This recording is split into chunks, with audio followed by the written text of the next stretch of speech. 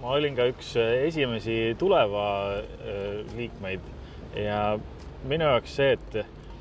et ettevõte ei proovi hakata kohe alguses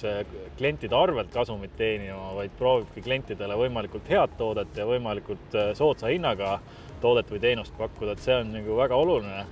et see on toomas edu nii Tuleva ühistule kui ka minu valdkonnas tehnoloogiaettevõtetele. Et selline lähenemine on mulle väga südamelähedane ja ma näen, et see toimib väga hästi. Ja ma arvan, et nagu Tuleva on sellist positiivset raputust tegemas pensionimaastikul, nii võiks samasugust positiivset raputust vaja minna äkki ka kindlustusmaastikul Eestis.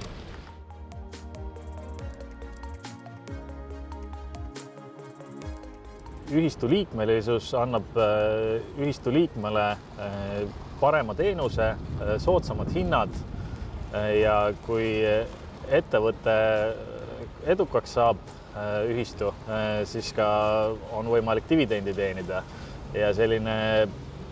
osanikuna mõtlemine on ka vägagi korralik pluss.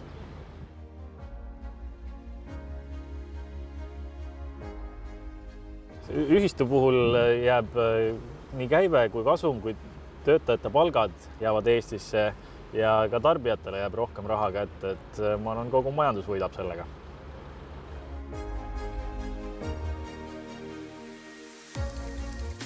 Just selle soodsamate teenuste puhul, et mulle meeldib see, mida Tuleva tegi pensionifondi maastikul, et ma arvan, et kindlustusühistul üks on täitsa reaalne võimalus teha sarnast raputust ka Eesti kindlustusmaastikul,